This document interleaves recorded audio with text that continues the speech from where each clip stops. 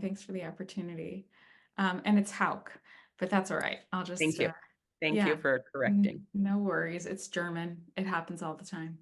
Uh, it's so great to have you all here. Thanks for showing up. And I thought I would just share a little bit more about my early background.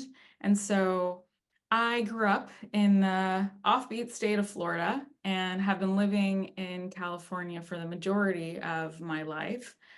While I was living in Florida, I have always kind of had this innate empathy, and this relates to our topic. So, when I was 5 years old, I was walking on the beaches in St. Augustine, Florida, where there was a lot of trash, frankly, on the beach. And as an empathetic kid, knowing that if a sea turtle ate a plastic bag, they would suffocate because they were thinking it was a jellyfish. So, I was picking up trash off the beach in whatever bags that I could have, and I would bring it to the condo that my family was renting, and I would give the trash to my mother, and she would look at me, not knowing why I was giving her this trash.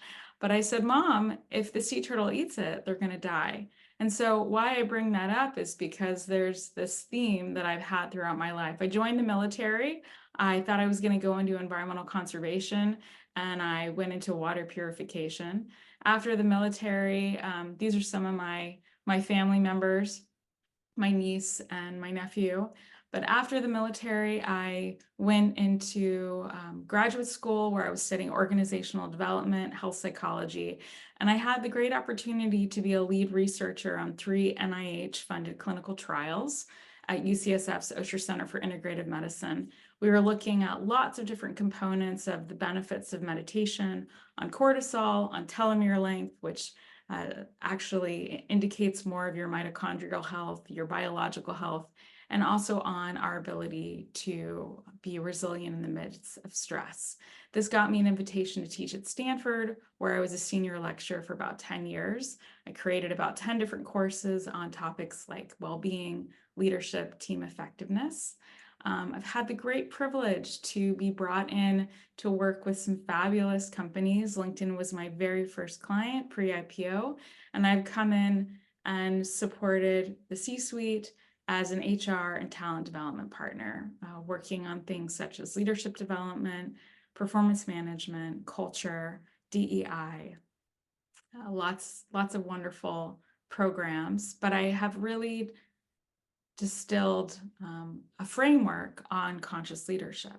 And I wrote a book about this. I spent 10 years researching what are actually the capabilities that create a leader to be conscious and what are the outcomes. Amy Edmondson, who many of you may know, who has basically been, promoting so much incredible research on psychological safety at Harvard. She is one of the advisors of this research that I've been doing, and she also endorsed my book.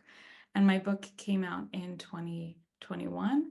And so it is a great book. I still am standing for it. It is the vision that I believe that companies and the world can step into, but we'll see. We'll see. It's been a big week, hasn't it? It's been a big week. So I wanted to share a little bit more about what we're going to go over today. So there's 3 objectives that I'd like to share with you all. We're going to understand the business case for investing in leadership development, and then specifically why empathy and empathetic leadership is a real core component of that. We're going to actually do some practices because sometimes we aren't empathetic towards others because we're so overwhelmed in ourselves. So there's actually a pathway to be able to create more of that on the outside. And then we're going to learn the 5 levels of empathetic leadership. So let's see if anyone has any questions. Nope, not yet. So let's go into some of the science. So the business case for empathetic leadership. Research shows that empathetic leadership can increase employee engagement, innovation, loyalty, trust. But what I want to double click on is that there was a study that found that 93% of employees would stay at their company longer if their employer showed empathy. And I would say their employer, but also their leaders, their managers, their teammates, right? We want to be in a place where we feel heard, where we feel seen, where we feel witnessed. That's an aspect of empathy.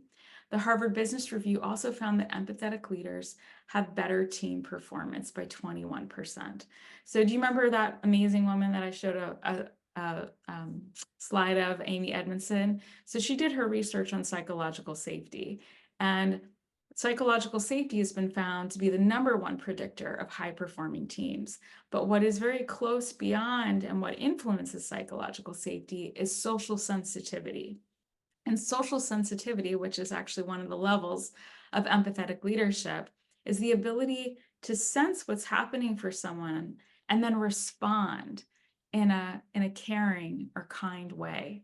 And so it makes sense to me that empathetic leaders would have higher team performance.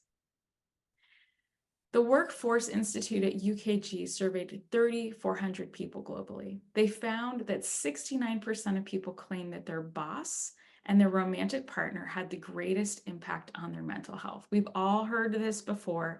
People do not leave companies, they leave their leaders or managers. But unfortunately, most leaders and managers have had hardly any leadership development training. And so you throw somebody in the ring, but they don't have the training, they don't have the people skills. Maybe they want to be empathetic, but they're incredibly overwhelmed and they don't know how to bring it forth. They don't know the questions to ask. So let's go into the interdependence of conscious leadership and empathetic leadership. So as I shared, I wrote a book on this topic. I also studied it for 10 years.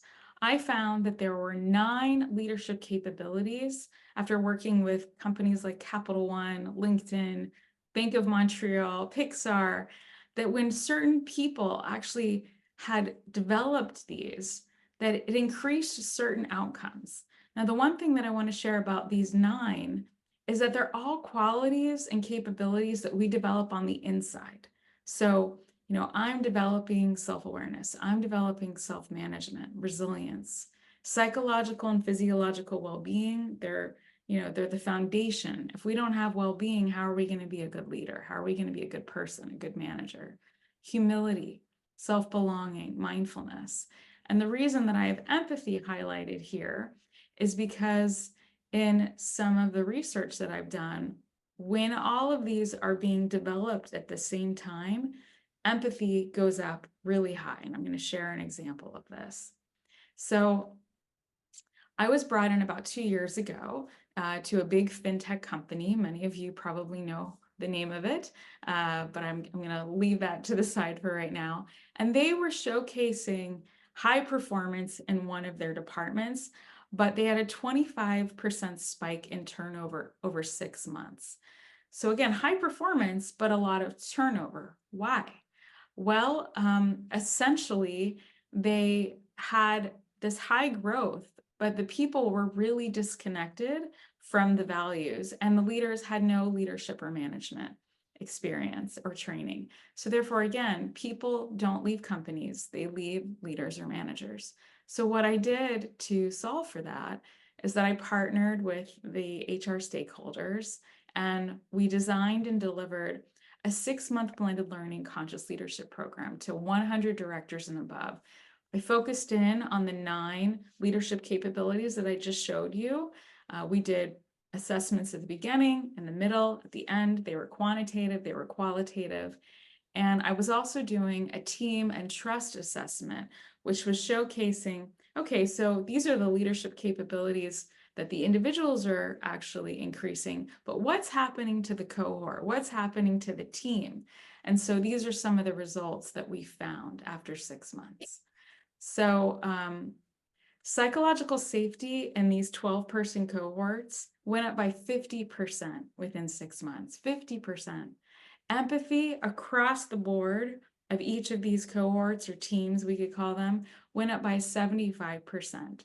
There was a 30% drop in turnover over 3 months, 40% higher engagement in 3 months, and 30% increase in well-being. A lot of these leaders were really burned out, so their well-being was really down. So this is, well, this was kind of outstanding research. I wasn't expecting to actually see these results. Amy Edmondson was an advisor on this research. And what I want to double click on is that the 9 leadership capabilities that I shared before, we only asked them to increase 1 or 2 of the 9, but these were high performers. So they actually ended up increasing 4 of the 9. And it didn't matter which of the 4 of the 9 they increased. We still got these results from cohort after cohort after cohort. So all you need to do, I'm just going to flip back to these really quickly, is you need to pick 4 of these and you need to increase it. And you're going to see some of those results, again, over 6 months. And so this was a leadership development program that was meeting bi-weekly. It had group coaching. There was peer learning. There was also, blended learning. So they had micro learning. So I'm going to pause for a moment, see if anyone has questions. But I also wanted to ask you all a question. What does leading with empathy look like? Does anybody have an experience of that? What does leading with empathy look like, feel like, sound like? Anybody willing to be brave? I mean, during my one-on-ones with my managers, it always starts with, how you doing? How's how's everything? Those of us that follow sports, we talk a little bit about that. Some people that are moving, I always find it important to understand really where they are mentally, and that speaks to their workload. It speaks to their productivity, and that kind of ties in with the things that you need to get done. I would just like to add one thing that I find fascinating about this topic is, when we do run into troubles at a company, we think of corrective action, and the first step in corrective action is uncovering the facts. But I think previously that meant the details of the problem, but today I think that starts with the person, right? Where are you right now? Are you overloaded? Do you need to hand something off? Is there something else bothering you? Are you challenged with something? Yeah. Yeah. So I didn't start with like, what is the definition of empathy? And maybe we could just popcorn. What do we think empathy is?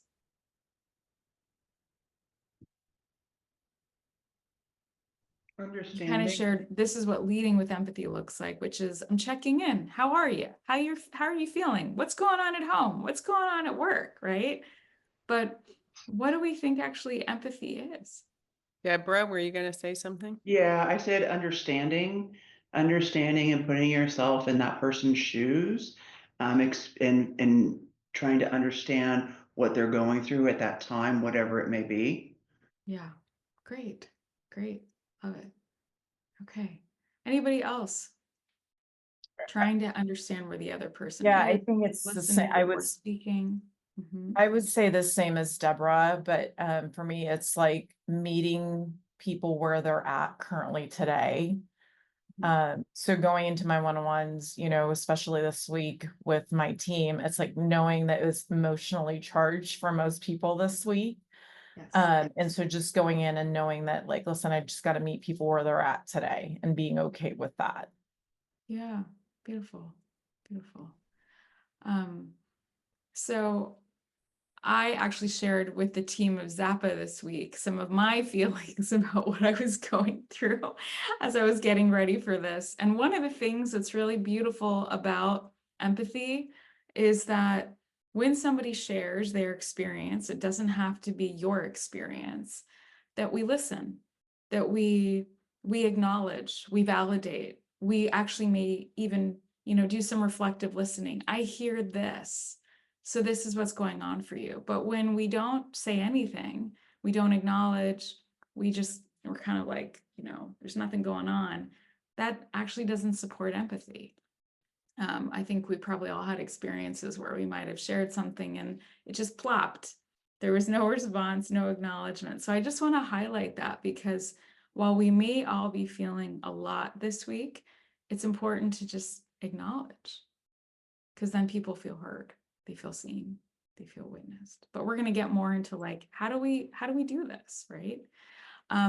One of the examples of an empathetic leader is Yvon Chouinard, who actually lives in my backyard in Santa Barbara. And he did this really courageous and incredible action in 2022. This had been a long journey. Patagonia is a private company, and of course, they're very connected to nature and the flourishing of nature. But he decided that they were going to give all the profits that Patagonia makes towards the planet, because he saw the climate crisis as something that was so incredibly important. And this is actually some of the foundation of my book. I very much strongly believe that if we don't prioritize what's happening with our planet, we're not going to flourish. Business is not going to flourish. So we are interdependent. We are not separate from nature. And I see him acting from a place of empathy because he's trying to minimize the suffering of everyone through this action. So let's talk about, oh, that's funny. Let's talk about the 5 levels of empathetic leadership. So we have self-awareness. Self-awareness, everyone's heard of this term, I'm sure, but self-awareness is a way that we are paying attention to our thoughts, to the motivation for why we might do or say something. It's being aware. What is happening? How is, this thought influencing this outcome? Every thought has an impact on our feeling and our behavior. So for example, if I keep thinking the thought, I want chocolate, I want chocolate, I want chocolate, I'm probably going to go grab the chocolate. But if I can actually change that thought into something else, like celery juice, then maybe I won't choose a chocolate. That is an inner skill. So again, remember how I showed those 9 qualities that we're developing on the inside? That is what I call an inner game skill. The inner game rules the outer game, which means that whatever we're cultivating on the inside is going to have effect on the outside. Self-management is another one that we're cultivating on the inside. This is where we're noticing our feelings, our sensations, noticing, wow, I'm feeling really dysregulated this week. I just had a feeling of rage. I just had a feeling of despair. I just had a feeling of confusion. I just had a feeling of like absolute fear, right? So this is a way that we're actually being aware. And the reason that I'm naming all these things is because science has found that when we name our feelings, it's called affect labeling, we're actually able to calm down our amygdala, which is in our emotional brain in the limbic system, and calm ourselves down. Oh, okay, it's just a feeling. I'm actually safe right now. In this moment, I'm safe. So we can slow down our, breathing. We can calm down our nervous system, our blood pressure, and become more regulated. Self-empathy is really important because, again, we have to kind of come towards ourselves with care for the experience that we're having. So that could be like, how am I taking good care of myself today? What are self-care practices I'm going to do today, right? How do I want to talk to myself in this moment when there's disappointing news? These are all ways that we're engaging in self-empathy. And if we don't have self-empathy, it's really hard to have empathy for the other because we're often feeling overwhelmed. If I don't have empathy for my experience and this person comes to me, they're like, blah, blah, blah, blah, blah, whatever that is. It's hard to hold space for them if I haven't held that space for myself. Whatever's happening on the inside is showing up on the outside. So social sensitivity is something that is cultivated and shows up on the outside when you have self-awareness, when you have self-management, when you have self-empathy. And again, social sensitivity is that awareness of what's happening for the other and the response that is elicited from that awareness. And then lastly, we have collaboration. This is a big part of empathetic leadership. We're able to collaborate with someone in their differences, in their shared, lived experience, in their worldview. And there's a real focus on navigating conflict, effective communication, and what I would say is accountability. Accountability is a really important part of collaboration. And I say that because there are a lot of things that happen in the workplace, consciously or unconsciously, that create hurt and harm, right? Which aren't necessarily very caring or empathetic. But if we don't have things in place that create accountability, so those hurt and harms don't continue, we're not actually leading with empathy. We just keep repeating the cycle of hurt and harm. So, any questions? Any thoughts before I move on? Yes, Antonia, this week has been especially challenging. Yes, 100%.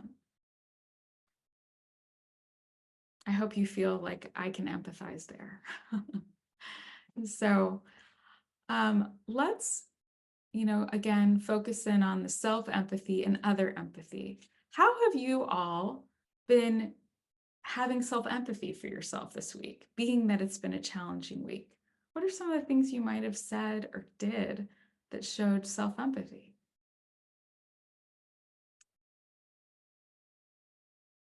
Anybody? How are we taking care of ourselves? This is important. If I can be Sleep, honest, exercise. absolutely Please none. be honest. I welcome honesty. I've been so concerned about everybody around me, including my family. I have 2 kids in college, and my direct reports and the rest of the management team. I mean, we communicated some stuff before the election that we're here, that we'll get through whatever the decision is, that we have HR anonymous conversations with people if they need to, express themselves and so forth. But this is a great point because I haven't really, trying to take care of everybody else, I really haven't thought about myself at all. So today is a day to take care of yourself, Antonio. Yeah. I'm already Thanks for breathing showing up deeply. for this too. Yeah. Yeah. I actually feel inspired. I think there was somebody else that wanted to share. Who wants to share next? Anybody else? How are you taking care of yourself? Massage, time at the gym, half a bottle of wine. Awesome. Thank you. Thank you. Let's do something really quickly together before I keep moving on. Here we go. I'm just gonna stop my. Let's just, and Carly, I want to make sure we acknowledge half the country or more is celebrating today. There are a lot of happy people probably on this call. There's some people that are less happy. I don't want to presume anybody has particular feelings one way or another. And I don't want to make this about the election. This is truly about leadership in all forms, starting with yourself in your work environments Yes. and home environments.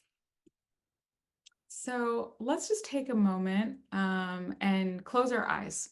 One of the ways that we create a lot of these qualities of empathy is, again, self-awareness, self-management, and that happens on the inside.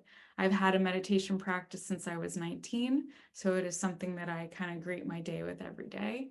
So just bringing our attention inwards and maybe just, starting to notice your body right now, doing a scan of the body from the top of your head to the bottom of your feet.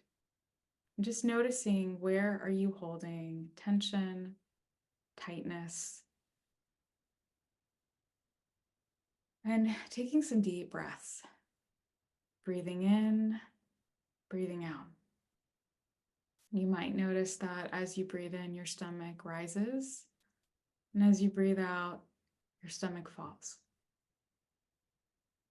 And let's just do that for 1 minute together, just breathing in, breathing out. We're slowly reducing our heart rate, letting our nervous system come into more of a parasympathetic, which is rest and digest.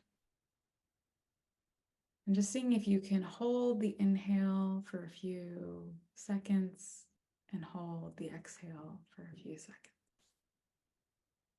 Slowing down.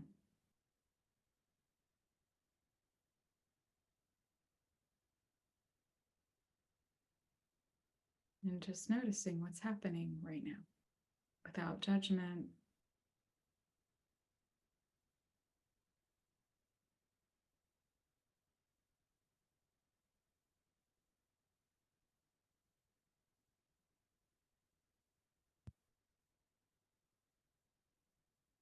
And then asking yourself, how can I take really good care of myself today?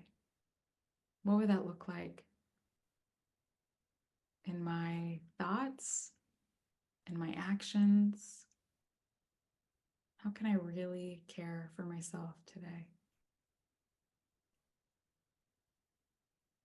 Knowing that the more I take care of myself, the more I can give to everyone around me.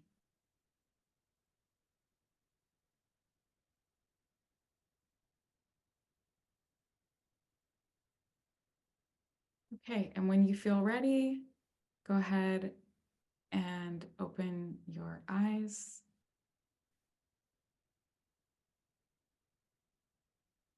Thank you. Thank you for doing that with me. I appreciate that. How's everybody feeling? Maybe a little bit more here? Yeah. Okay. So let's talk a little bit more about empathy. So this is what empathy looks like on the outside, because we just practiced it on the inside. So there's 3 kinds of empathy. We have cognitive, we have emotional, and we have compassionate. So cognitive empathy is the thinking.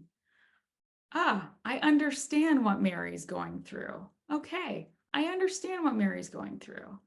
And then emotional. Wow, I can really understand the feelings that Dorina is going through. I've had those feelings too, right? And then compassionate. Compassionate is I understand, I feel, and I feel compelled to act in support of that person. So we kind of blend it all together. And compassionate is actually what Yvonne was doing. You know, Yvonne Chenard of Patagonia. That was compassionate empathy in action. But it's a blending of the 3. And I would say compassionate empathy is the ideal. That's what we want to be training. That's how we want to be showing up. So let's go a little bit more into cognitive. So this is a way you can practice it. What would happen if I put myself in this person's shoes? What might I have done if I had this experience? That's cognitive. What would that sound like if you were actually expressing cognitive empathy to someone? What might you say? Anybody? No, there's no wrong answers.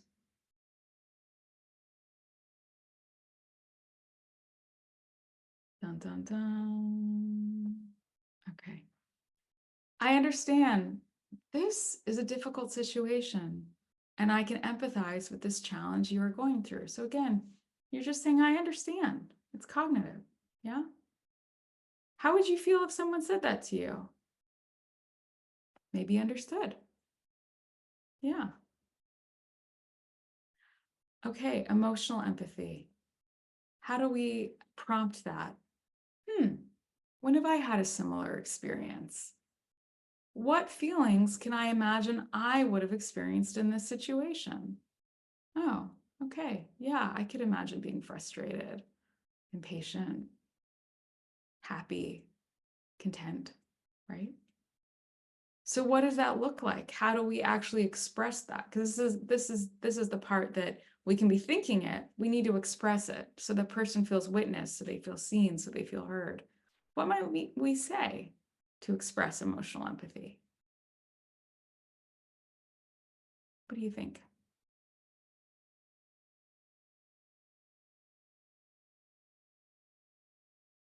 It sounds like you are feeling blah, blah, blah. Am I understanding this correctly? Because we don't want to assume, right? Just like what Christine said just a few minutes ago. Some folks were expressing, these are some of their feelings. This is their experience. Other of you that are not sharing, you have a different experience. You have different feelings. but you want to double check. Did I hear that correctly? Is that true? And then they can elaborate. And then they feel even more that you care, right? Okay, compassionate empathy. Wow, this sounds intense.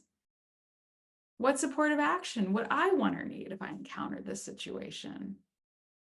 Right? Because you're starting to look into, okay, I understand, I feel, how am I going to act in support of this person? What am I going to do to help alleviate the suffering, the challenge? I can imagine, oh, there's two imagines there. Sorry about that. I can imagine you might be feeling, what kind of support do you need from me to help you in your next steps? And that needed to be a question mark as well. Oh, well, I'm a messy human just like everybody else. So these are some things that we can say to other people to help engage more empathetic leadership.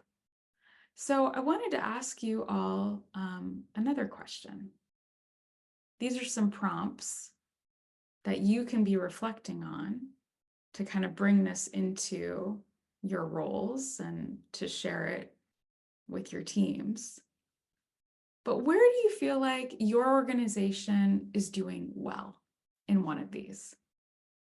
You know, how are you actually engaging in more empathetic leadership? Where do you think maybe you need to invest more?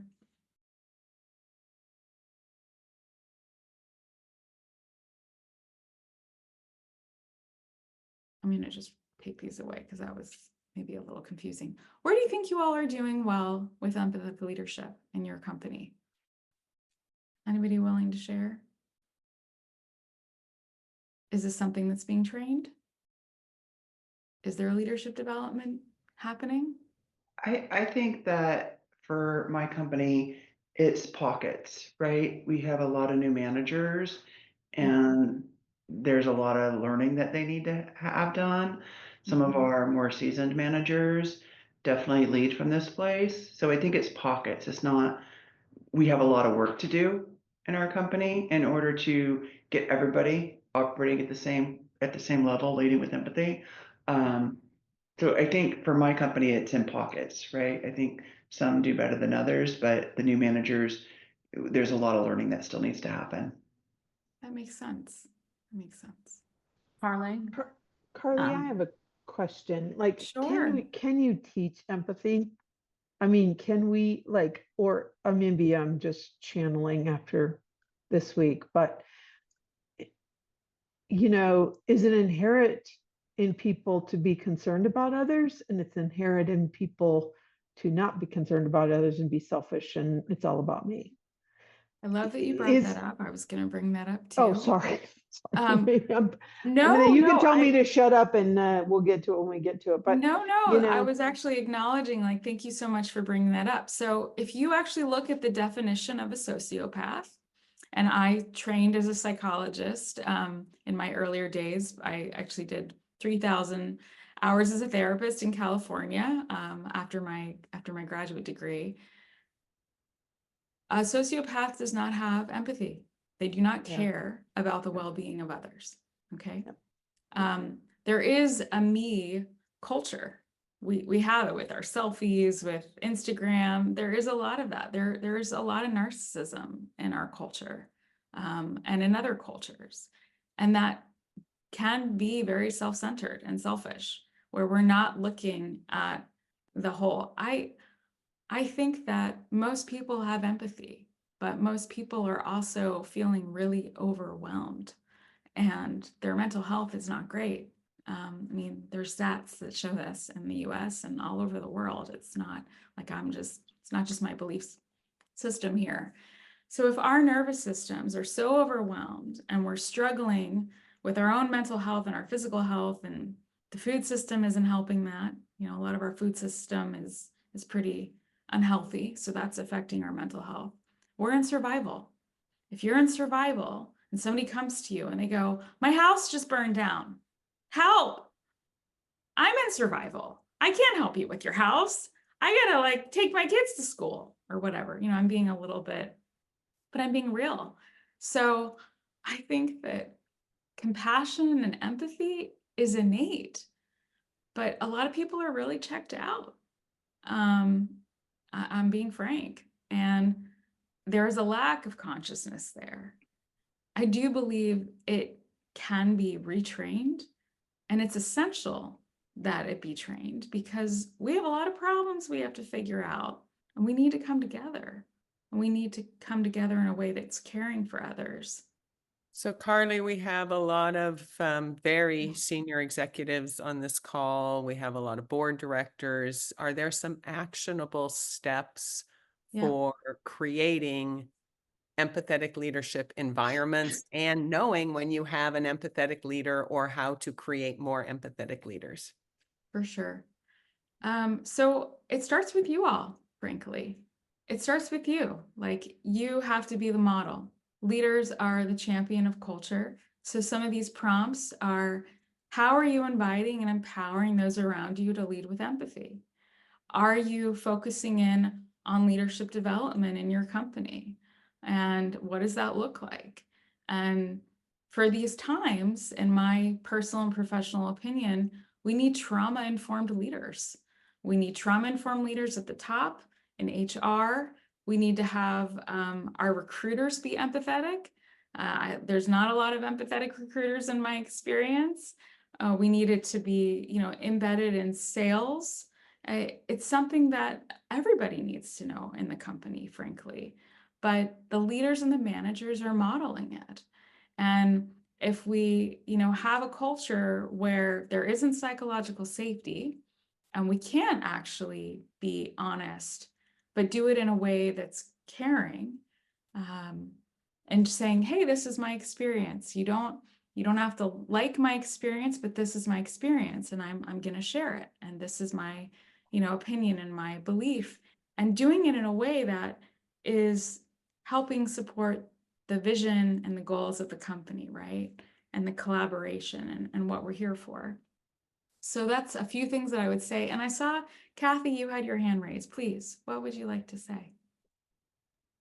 Oh, I was just going to inject that in a lot of technology companies, being empathetic is confused with solving someone's personal problem.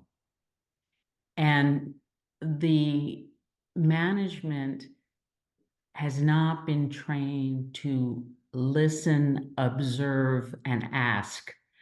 They've been trained more to solve the problem and move on.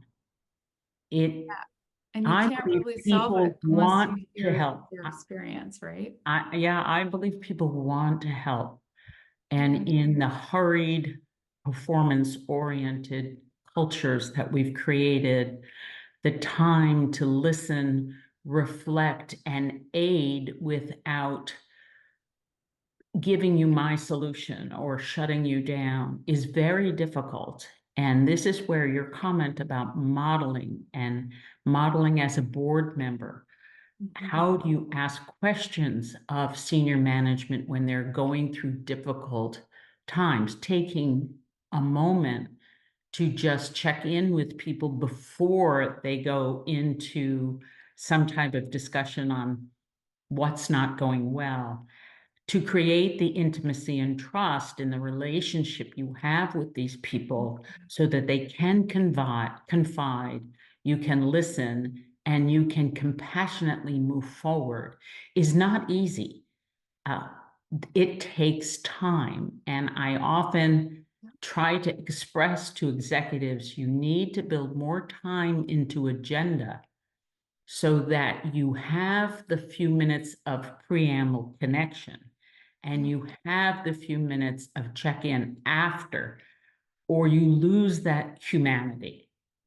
I absolutely agree. It's like, why would somebody want to work for this boss or this manager if they don't care? And so this is where I'm going to go, or this company there.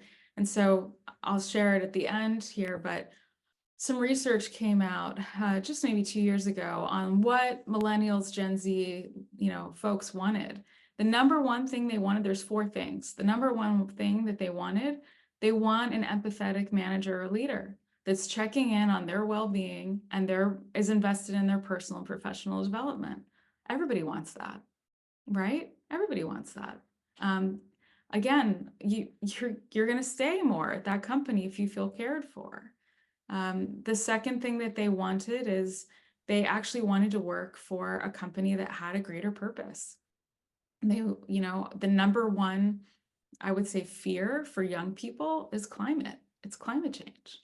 And so they're willing to take a pay cut to work for a company that is invested in something that has a deeper purpose. But again, going back to empathy, I think what you just shared, Kathy, is beautiful. I think that, everybody needs to kind of change how they're doing their one-to-ones, they're doing their stand-ups, where there's a checking in. It doesn't have to be much. It can be, hey, so let's just put out a word. How's everybody feeling? What's going on? What's the present state? Because then people feel like they've been seen, and now we can get into what we need to do, right? Because we're humans. Again, everybody's saying human first. Human first is empathy. We have empathy. We're seeing each other. We're hearing each other. And I created a LinkedIn learning course. It's free if you're on LinkedIn. It's on how to set up psychological safety in your one-to-ones. And the basics of that is that we actually have conversations with folks and create an agreement, a social contract for what creates safety in this relationship. Like, how do we actually share in a way where we feel really supported? And that's kind of what you said again, Kathy, is that when you take that time, you're creating trust. You're creating that bank of trust. And sometimes that trust is going to ebb and flow because we're messy. So again, that I believe is really an outcome of empathy, is that we have more trust with people when we are creating that. So why prioritize? I'm just going to kind of go back to some of the research. Again, empathetic leaders have 21% more performance with teams. There's been research that's found that folks and companies that are investing in leadership development see 2.3% on their financial returns. We all want that. And then, of course, as I already said, Gen Z and millennials want empathetic leaders. And so some of the things that you can be cultivating, you can be modeling as leaders, that you can be training for, are some of these skills. Self-awareness. What's going on right now? What am I thinking? What's my motivation? Right? Sensations. Self-management. Okay, I'm a little dysregulated right now. I'm a little upset. How do I really, allow myself to be here? So I'm going to go into questions. See if anybody has any questions they would like. Yeah, I'd like to pose something to Carley, and I think to Kathy as well, because we've been on some of these calls together, is so check-in. How you doing? Typically, if they say good, and I'm always watching, they say good or better, but when they hit that okay, then you have to delve into it a little bit more. I kind of rely on my historical knowledge of that person and the things that they're going through to kind of try to go a little bit deeper and get them to open up a little bit more. I'm open to suggestions on how to go deeper.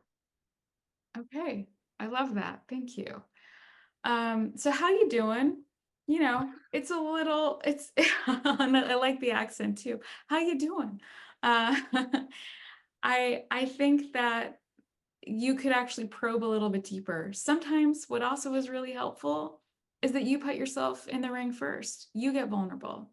You say, wow, this week has been really intense for me. What about you? Like, how are you feeling? So that's one way, because again, the more that you're relatable, the more that you get a little bit vulnerable, then there's more trust that happens. You could also be more specific in, in what you ask, which is, how's it going at home? Or what do you need support on in your whatever project that you're working on right now? Like what, or go back to maybe one of your, discussions that you had around their individual development plan and trying to kind of bring that through. Like, hey, I know we talked about this and this was something you were really interested in. How's that going? Or that class you're taking because you're upskilling, for this role that we talked about. I mean, it could be anything. I'd say get a little more specific, a little more granular. Or you could even just say, what would you like to talk with me about today? So beyond one-on-ones, Carly, most of these leaders have pretty big teams. They're neurodiverse. They are gender diverse. They're diverse in all kinds of different ways. Even a week like this, which is intense, you can't assume that, everybody feels the same way you do. If you share that, you're going to off-put one or the other side. What are some tools that leaders can use outside of a one-on-one that encourages empathetic leadership throughout their organization, models it when they're with their leaders, but isn't tipping into the kinds of things you would do in a one-on-one that might be more personalized? So I'm gonna challenge a little bit of what you just shared, and this is again my experience, and I'll answer your question, a great question. So by me saying, this is how I'm feeling, that is not actually assuming that you're feeling the same way. It's me owning my experience, and maybe there needs to be training on this, but I've had training on this where, this is again where psychological safety comes in, and people can feel seen and heard in their experience, which may be different from someone else's. Otherwise, we're not actually seeing people and what they're going through. So I would say by, Antonio maybe bringing that into a one-on-one or even having a team. I mean, I've held lots of team sessions and group sessions where everybody just shares what they're feeling.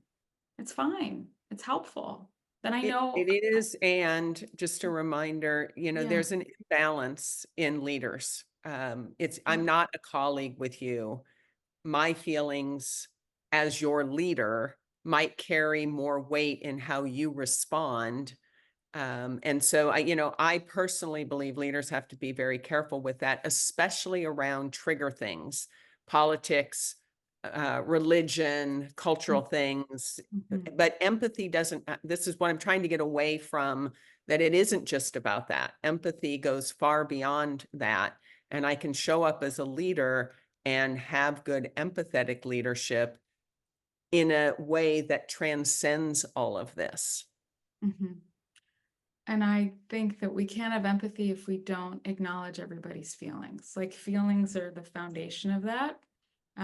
So that's my experience. I've worked with lots and lots of people on this topic, leaders, all levels.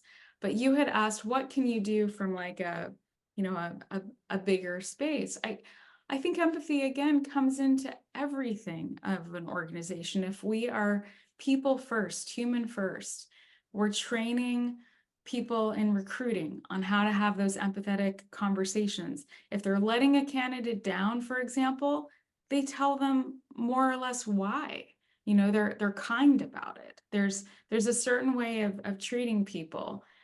Same with sales. People are talking to people every day. Like there has to be some empathy training in there. And then how we're doing listening tours, for example. The empathetic response is we are actually caring about what you're telling us, and now we're going to put it into actions, compassionate empathy, based on what you just shared that you're not happy with, right? So I think, and that's the accountability piece of empathetic leadership. So I think there's ways that it can be inserted into every function, every department of the company. And I know this is what Xapa stands for, is like, let's train everybody. Everybody needs to be learning empathy. because then everybody is practicing it. It's a shared language. And so then again, when you have a different feeling than I do, we already know, well, okay, I'm just going to witness this. And if it triggers something in me, I have trainings that teach people how to be with triggers. It's in chapter 2 of my book, right? So we train people on that too. That's part of good self-management. Yes, I'm going to get triggered at work. I may get triggered in this presentation. And how can I actually self-regulate right now and recognize Carley is not an evil dragon? Kind of teasing, but that's kind of my overall, I guess my overall answer to that is it's not a quick fix. I do think it needs to be connecting, everything. And JP, I like what you're having to say. Connecting people back to the last conversation lets them feel that what they shared and you listened is actually registered. Yeah. You found that even closing meetings, circling back to the beginning a bit, but in a more positive action-oriented way, closes the loop.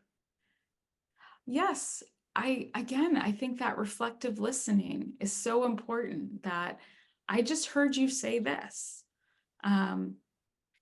Is that right? Oh, it seems like this is really important to you. This is also where I feel like a coaching culture is really important.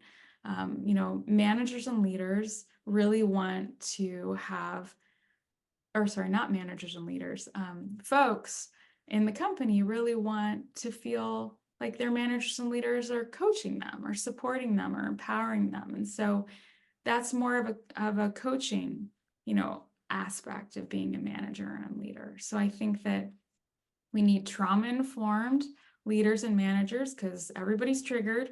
We all have trauma. Let's not pretend we don't. How do we navigate that in the workplace? And we need to be able to have empathy for that.